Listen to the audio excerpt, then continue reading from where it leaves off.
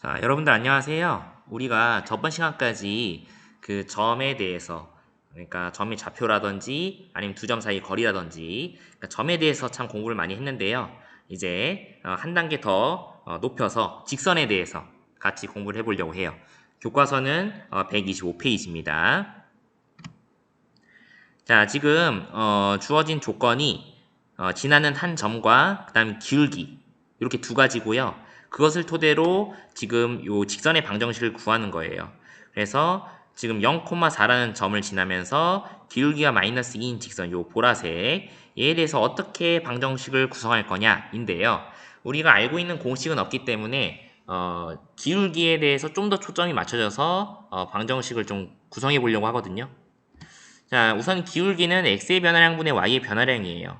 그러면은 자, 우선은 직선의 방정식이라 하면 결국은 이 직선이 지금 선인데 얘를 이루는 무수히 많은 점들 있죠. 요것을 하나하나 x, y라고 둔다면은 그 x와 y로 구성된 식을 이제 방정식이라고 하는 거죠. 그럼 자, 이렇게 한번 써보려고 해요. 자, 직선 위에 한 점을 x, y라고 했을 때 자, 마이너스 2는 x 마이너스 0분의 y 마이너스 4요. 왜요?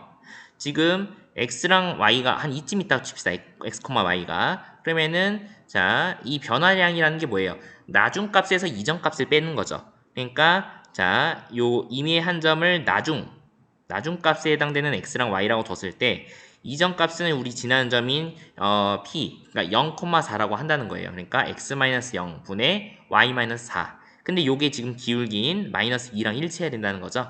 그래서 자, 양변을 x로 곱하고요. y는 꼴로 표현하면 이렇게 된다는 거예요. 그래서 y는 마이너스 2x 플러스 4가 지금 요 두 가지 조건 있죠. 0,4를 지나면서 기울기가 마이너스 2인 직선을 의미하긴 하는데 요런 어떤 그 기울기에 대한 정의를 토대로 방정식을 구성하는 과정 말고 공식이 있다면은 알아두면 좋겠죠. 그러니까 그걸 한번 같이 보려고 해요. 자, 그게 이제 이 과정인데요. 자, 지금 x1, y1을 지나는 거 여기 점의 좌표 하나 주어졌고요. 그 다음에 기울기는 m이 또 주어졌다고 합시다. 그래서 y는 mx 플러스 n이라고 할 때 이 n은 지금 y 절편이죠. 그러니까 지금 요건 모르는 거예요. 근데 m은 지금 주어진 거죠. 예를 들어서 기울기가 2다. 그럼 여기 자리에 이제 2 해서 2x, 기울기가 3이면은 3x 이런 식으로 이제 쓸 거라는 건데 y 절편은 모르고요. 그래 대신 이제 직선의 방정식이 이런 식의 형태니까 적당히 둔 거예요. 그냥 y절편 n이라 두자. 그리고 이제 우리는 뭐를 요 n을 이제 점의 좌표인 x1, y1 또는 요 m 얘네들을 이용해서 얘를 표현하고 싶은 거죠. 그 과정 한번 볼게요. 자, x1, y1을 지난다고 했으니까 이 대입해요. 여기 주어진 방정식에 그 다음에 n은 하고 표현하면 y1-mx1이라고 돼 있네요. 그쵸? 그러니까 이제 n을 어떻게 썼어요? 지나는 점의 좌표랑 기울기를 통해서 구성했죠? 그러니까 그걸 대신 이제 여기 1번식에 대입해서 표현했어요.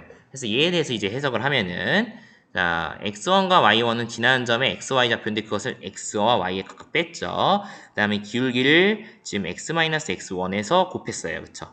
그러니까 요 형태에 대해 이제 우리가 숙지하고 점의 좌표랑 그러니까 지나는 점의 좌표랑 기울기가 확보돼서 여기 대입만 한다면은 이제 우리가 원하는 방정식을 얻어낼 수 있다는 거죠. 자, 얘는 그냥 요 과정을 다시 한번 본 거네요. 그냥 요거는 그냥 이렇게 해서 이렇게 됐다는 거 넘어갈게요. 자, 그래서 공식으로 만들었어요. 자, x1, y1을 지나고 기울기 m인 직선의 방정식은 y-y1은 m 곱하기 x-1. 자, 다음에 앞서 우리 생각열기에서 연습했던 이 직선을 여기 있는 공식을 통해서 한번 유도해 보려고 해요. 자, 우선은 기울기가 마이너스 2라고 했으니까 여기다 곱해주고요. 0,4를 지난다고 했으니까 x에서 0을 y에서 4를 빼요. 다음 y는 걸로 표현하면은 우리가 앞서 그 기울기의 정의를 이용해서 구성했던 그 방정식과 일치하죠. 그러니까 비교적 간단해졌네요. 자, 요래서 우리가 공식을 하나씩 공부를 하는구나 이렇게 판단할 수 있는 거죠. 자, 다음 요거는 이제 조금 특이한 케이스죠. 그러니까 사실은 앞선 그 공식을 그대로 이용할 수 있긴 해요. 어떤 형태냐면요. 그냥 기울기가 0인 거예요. 자, 이게 무슨 말이에요? 지금 x축과 평행한 직선이라는 거죠. 왜요? y축의 변화량이 지금 없다라는 거예요. 기울기가 0이라는 것은. 그러니까 자, 여기 시킨 대로 또 해요. 기울기가 0이죠. x1, y1 지나죠. 빼요. 그래서 y는 걸로 표현해요. 그럼 y는 y1. 즉 뭐예요?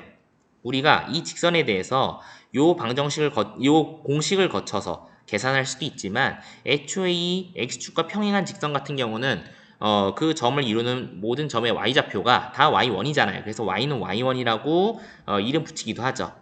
그러니까 그게 그대로 나왔네요. 그러니까 우리 이 공식을 그대로 기울기가 0이든 0이 아니든 쓸 수 있구나. 뭐 요걸 이제 알 수 있게 하는 하나의 예시인 거죠.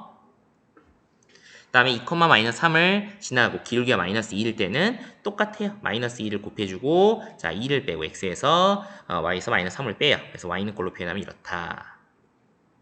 자 그러면은 문제 1번 한번 풀어보세요. 자, 다 풀었죠? 한번 확인해 볼게요. 1번. 자, 식을 써요. 3 곱하기 x에서 마이너스 2 빼, y에서 4 빼, 그 다음에 y는 꼴로 표현. 그 다음 2번. 자, 이번에는 1,5를 지나고 y축의 수직이라고 했어요. 그럼 뭐예요? y축의 수직이라 하면 결국은 x축의 평행. 기울기가 없다는 거죠. 그러니까 기울기 0이고 1,5를 지난다고 했으니까 자, 5y를 각각 y에서 x에서 빼요. 자, y는 꼴로 표현하면 y는 5다. 뭐 어렵지 않죠? 넘어가서. 자, 여기서 이제 뭘 하고 싶냐면요. 서로 다른 두 개의 점이 주어졌을 때 그것을 지나는 직선의 방정식이 어떻게 구성될 거냐 그걸 이제 연습하는 부분이에요. 그러니까 우리가 앞에서는 한 개의 점과 기울기가 주어졌을 때죠. 여기서는 기울기 대신 뭐예요? 서로 다른 두 개의 점이 주어졌다는 거예요. 어떻게 이제 구할 거냐? 우선은 경우가 나뉘었는데요. 자, 첫 번째는 그 x1과 x가 다르다는 건데 요건 이제 그 서로 다른 두 개의 점의 x좌표들이죠. 그게 다를 경우래요. 그러면은 다를 경우와 두 번째 이제 같을 경우겠죠. 왜 다를 경우 같을 경우를 나눴냐? 우선은 다른 경우에 대해서는 우리가 결국 뭐예요? 새로운 것을 배울 때 그 이전에 배웠던 것을 응용해서 좀 생각해 볼 수 있는 부분이 있다면은 그렇게 이제 실행을 하는 거죠. 근데 자, 서로 다른 두 개의 점이 주어졌다고 해도 만약에 이걸 통해 기울기를 구성할 수 있다면은 그 기울기 그 다음에 지금 두 점 중에 한 점 해서 기울기의 한 점을 토대로 공식에 적용해도 되잖아요. 그쵸? 그러니까 그걸 쓰고 싶다는 거예요. 그러면은 자 이렇게 x좌표들끼리 다를 때는 결국 기울기를 구성할 때 뭐예요? 두 개의 점이 하나는 나중, 하나는 이전 이렇게 이제 역할을 해서 나중 마이너스 이전 즉 기울기를 구할 수 있다는 거예요. x2 마이너스 x1 이런 식으로 그렇죠. 근데 하필이면 여기 있는 값이 둘이 다르다고 했으니 0이 아닌 값으로 전제를 해서 부모로 잘 정의가 돼요. 그러니까 기울기를 구성할 수 있다는 얘기죠. 그럼 뭐예요? 분자에는 y의 변화량이니까 y2-y1이 대입돼야겠죠. 자 여기서 y1-y2가 되면 안 돼요. 자 뭐예요? 변화량은 다시 한번 얘기하지만 나중값에서 이전값을 빼는 거죠. 근데 분모에서는 x2를 나중이라고 놓고 x1을 뺐는데 자 분자에서는 y1을 나중이라고 생각하고 y1에서 y2 빼면 안 된다는 얘기예요. 그게 통일이 돼야죠. 자 다음 자, 여기 이제 y2-y1 그대로 갖고 오고요. x1과 y1은 뭐예요? 지난 그 한 점을 a라고 고정시켜서 쓴 거죠. 사실 여기 x2와 y2를 써도 상관은 없어요. 근데 되게 이렇게 이제 첫 번째 나온 점에 대해서 지난 점이라고 간주하고 공식을 적용해줘요. 여러분들 자유긴 합니다. 자, 넘어가서요. 그러니까 여기 지금 그림으로 보면은 요 a란 b란 점을 지난 요 빨간색의 직선을 구성한 거예요. 자, 다음. 이제 같을 때. 그러면 이제 기울기를 못 구성하잖아요. 그쵸? 그럼 이제 대신 뭘 하자? 한번 그림을 그려봤어요. 이렇게 파란색의 직선을요. 그리고 봤더니 어떻게 됐어요? y축에 평행하네요. 그럼 뭐예요?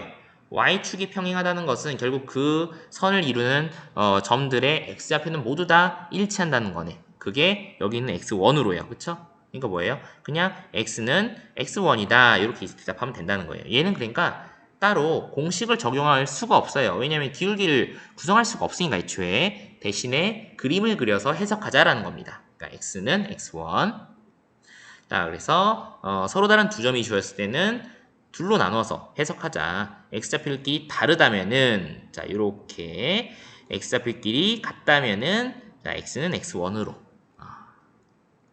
그래서 자 연습.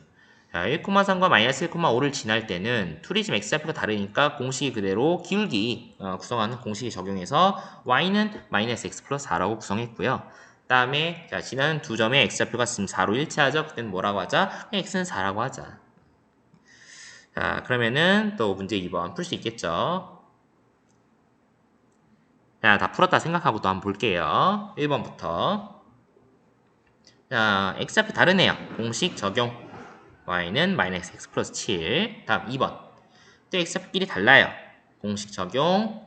y는 3분의 4x 플러스 3분의 17. 다음 3번. 여기서는 x좌표끼리는 지금 달라요.